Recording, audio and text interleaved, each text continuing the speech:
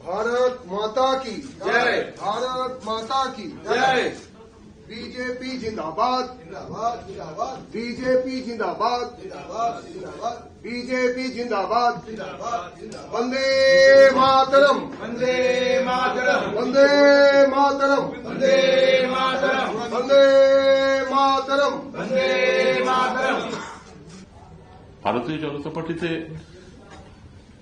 আমি যোগদান করে আমি নিজেকে ধন্য মনে করছি, কারণ আমি ভারতীয় জনতা পার্টি সরকারের সঙ্গে কাজ করার খুব একটা সুযোগ পাইনি। যে দু সরকারের সঙ্গে আমি কাজ করেছি তাতে আমার অভিজ্ঞতা, এবং আমি পার্টিকুলারলি লেবার ডিপার্টমেন্টে কাজ করেছি, এমপ্লয়মেন্ট এক্সচেঞ্জে। আমি রিটায়ার করেছি as additional director employment and training. আমরা আশা করেছিলাম যখন প্রথম চাকরিতে এসেছিলাম যে উই ক্যান ডু সামথিং, মানে আমরা আপামর বেকারদের জন্য কিছু করতে পারব। গত সরকার একদম চেষ্টা করেননি তা নয়, এই বেকার ভাতা যে স্কিমটা সেটা 1978 সালে হয়েছিল।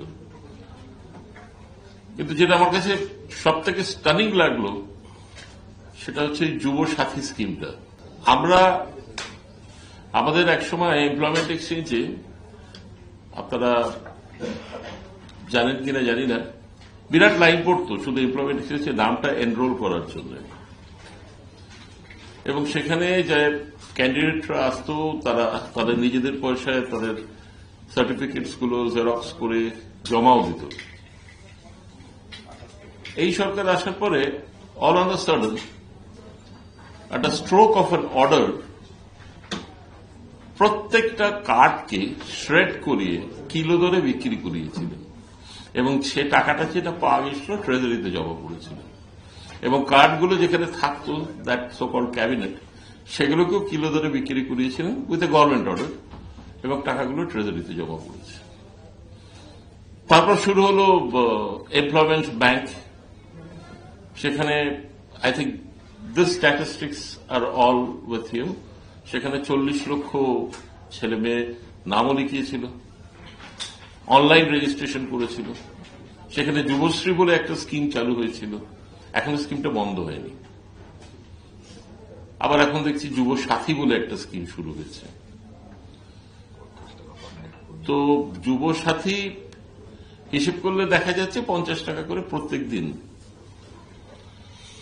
যুবশ্রী তো তবু একটা জিনিস ভালো ছিল, যে 1,500 টাকাটা মান্থলি দেয়া হতো, ওই এমপ্লয়মেন্ট এক্সচেঞ্জ থেকে একটা ফলো আপ রাখা হতো সেই টাকাটা তারা নিজের স্কিল ডেভেলপমেন্টের পেছনে খরচা করছে কিনা।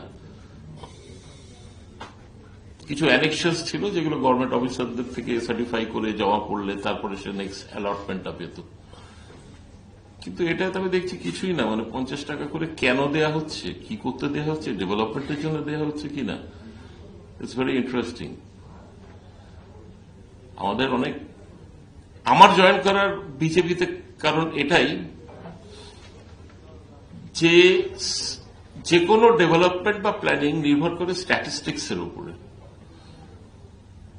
আমি একটা জিনিস বলতে পারি, ওয়েস্ট বেঙ্গলে কতগুলো বেকার আছে হয়তো এই যুবসাথী থেকে পাওয়া যাবে, তাও that will not be the correct statistics কিছু নেই, তাহলে প্ল্যানিং হবে কি করে? সো আমার এই হাম্বল ইনপুটটা যদি আমি বিজেপিকে দিতে পারি,